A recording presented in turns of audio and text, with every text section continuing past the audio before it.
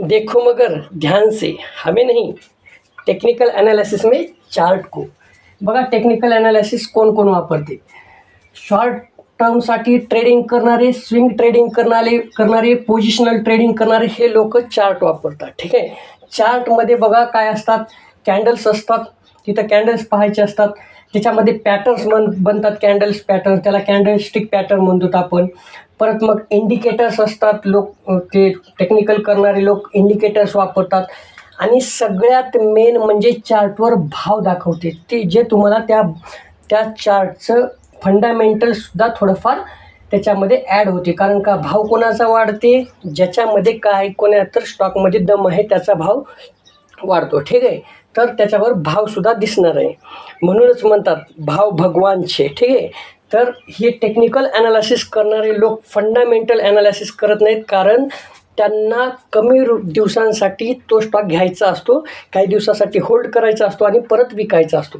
ठीक आहे. तर ह्याच्यामध्ये बघा ते टेक्निकल ॲनालिसिस करणारे लोक नेमकं काय काय वापरतात. पहिला चार्ट, दुसरा कॉल पुट असते. ठीक आहे. त्याच्यामध्ये कॉल आणि पुट असते. कॉल म्हणजे घेणे आणि पुट म्हणजे विकणे. ठीक आहे. दुसरं पहा फ्युचर आणि ऑप्शन्स, याच्यामधले फ्युचर्सला कॉन्ट्रॅक्ट किती गेलेले आहे. ठीक आहे. फ्युचरमध्ये नेमकं कॉन्ट्रॅक्ट किती पडून आहेत, किती रुपयाला पडून आहेत, किती दिवसासाठी, हे त्यांनी पाहतात. त्याच्यानंतर बघा दुसरं डिलिव्हरी पर्सेंटेज. मी मागंसुद्धा तुम्हाला मागील व्हिडिओमध्ये सांगलेलं आहे. डिलिव्हरी पर्सेंटेज म्हणजे काय? तर आज स्टॉक ट्रेड झाला म्हणजे विकले घेतले, पण किती लोकांनी घेऊन स्वतःकडेच ठेवलेले, ते असते डिलिव्हरी पर्सेंटेज. ठीक आहे. तर ते डिलिव्हरी पर्सेंटेजसुद्धा ते लोक पाहत असतात. आता त्याच्यामध्ये बघू आपण फर्स्ट, आता प्रत्येक आपल्याला एक एक पाहायचे. ठीक आहे. आमचं जर कंटेंट आवडत असेल तर मित्रांनो, प्रोदोस्त 1997ला सबस्क्राईब करायला विसरू नका. हे यूट्यूब चॅनल आहे. ठीक आहे. पुढं पहा. पहिला पाहू एक एक पाहत असताना चार्ट. चार्टमध्ये पहिलं बघा कॅन्डल काय असते. ठीक आहे. कॅन्डलमध्ये बघा, कॅन्डल, साधा कॅन्डल पाहिला तर बघा ही इथे एक रेष असते. ठीक आहे. तुम्हाला त्या कॅन्डलमध्ये एक रेष दिसल, वरून खालून, कधी बनल कधी नाही बनल. जर ती बनलेली असेल तर त्याला आपण म्हणतो अप्पर विग. आणि जे मध्ये एक अशा पद्धतीचं एक डब्बा दिसल्यासारखा रेक्टँगल टाईप दिसणार आहे, त्याला म्हणतो आपण बॉडी. खालच्या बाजूला पण एक विग तयार झाली असेल तर त्याला म्हणतो लोअर विग. ठीक आहे. आता ह्या कॅन्डलमध्ये सुद्धा दोन पद्धतीचे कॅन्डल होणार आहेत. ठीक आहे. तुम्हाला त्या चार्टवर दोन पद्धतीचे दिसणार आहेत, एक रेड कॅन्डल आणि एक ग्रीन कॅन्डल. तर बघू आता त्याच्यामध्ये पण रेड कॅन्डलमध्ये कशा पद्धतीचं फॉर्मेशन होते आणि ग्रीन कॅन्डलमध्ये कशा पद्धतीचं फॉर्मेशन होते. बघा समजा हे ग्रीन कॅन्डल आहे. ठीक आहे. तर ग्रीन कॅन्डल बघा फॉर्मेशन कसं होते, खालून हे ग्रीन कॅन्डल ओपन. आता हे कॅन्डल हे तुम्हाला 1 मिनिटाची भेटणार, 5 मिनिटाची भेटणार, 1 दिवसाची भेटणार आणि 8 दिवसाची भेटणार, महिन्याची भेटेल, असं तुम्हाला कोणतेही कितीही दिवसाची तुम्हाला कॅन्डल भेटून जाईल. त्याच्यामध्ये बघा ह्याचं फॉर्मेशन कसं होते. हे कॅन्डल, ग्रीन कॅन्डल हे खालून सुरुवात व्हायला होते आणि वर अशी चढत जाते. तर त्याच्यासाठी ही खालून सगळ्यात खाली जिथं आली, याला विग म्हणलो पहिलेच. ठीक आहे. तर ह्या विगच्या सगळ्यात खालचा भाग म्हणजे लो. आता ओपन म्हणजे काय, इथून हे कॅन्डल सुरू झाली होती, खाली आल्यामुळे लो तयार झाला, मग परत वर चढत गेली आणि इथं बंद झाली, याला म्हणतो आपण क्लोज. त्या बंद होणाऱ्या दिवसामध्ये किंवा त्या टाईममध्ये ती थोडंसं वरसुद्धा गेली होती, परत खाली आली.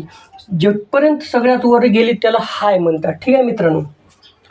आता हे झालं ग्रीन कॅन्डल. रेड कॅन्डलचं एक्झॅक्ट ह्याच्या उलटं असते. मग हे रेड कॅन्डल कसं सुरू होते बघा. सुरुवात होताना मित्रांनो ही रेड कॅन्डल वरून सुरू होते आणि जसं ते भाव कमी होत गेला, त्या मार्केटमध्ये त्या शेअरचा भाव कमी होत गेला, तसं ते फॉर्मेशन त्याचं वरून खाली होत जाते. म्हणून ओपनिंग इथून झाली मित्रांनो रेड कॅन्डलची, ते ओपनिंग झाली, मग भाव खाली जाता थोडासा वरसुद्धा आला कधी तर, मग त्याला म्हणलो तर आपण लो. ठीक आहे. मग अजून भाव खाली पडत गेला त्याचा आणि खाली जात मग इथं मित्रांनो खूपच खाली गेला होता, त्याला हाय म्हणजे काय, ते भाव सगळ्यात जास्त इथं हाय लेवलला पडला होता. त्याच्यानंतर परत थोडासा बुल्स काय केले, ते खरेदी केले, त्याच्यामुळे हे क्लोज इथं झाला मित्रांनो. आता हे कॅन्डलचं फॉर्मेशन कसं होते मित्रांनो, लक्षात घ्या. ज्या वेळेस घेणारे लोक जास्त असतील, ठीक आहे, तर त्यावेळेस हे फॉर्मेशन ग्रीन कॅन्डलचं होते, हे बुल्स हे काय करतात, खालून त्या भावाला वर उचलण्याचा प्रयत्न करतात. ठीक आहे. आणि हे रेड कॅन्डल कशी तयार होते, तर बियर लोक म्हणजेच जे विकणारे लोक आहेत ते त्या कॅन्डलला ओपनपासून कमी रुपयामध्ये घेत जातात. त्याच्यामुळं ते फॉर्मेशन कॅन्डलचं वरून खाली होते. ठीक आहे. आणि कॅन्डल फॉर्मेशन हे मित्रांनो बुल्स आणि बियर्स ह्यांच्या घेण्यामुळं आणि विकण्यामुळं होती. ठीक आहे. पुढील व्हिडिओमध्ये आपण याचे पॅटर्न्स वगैरे ह्या सगळ्या बाबती आपण बघणार आहोत. पुढील व्हिडिओ नक्की पहा. आमचं जर कंटेंट आवडत असेल मित्रांनो तर प्रोदोस्त 1997ला ह्या यूट्यूब चॅनलला जा, सबस्क्राईब करा. पुढील व्हिडिओ पाहण्यासाठी कमेंट तुमच्यासाठी खुला आहे मित्रांनो. लाईक करा, शेअर करा. धन्यवाद मित्रांनो.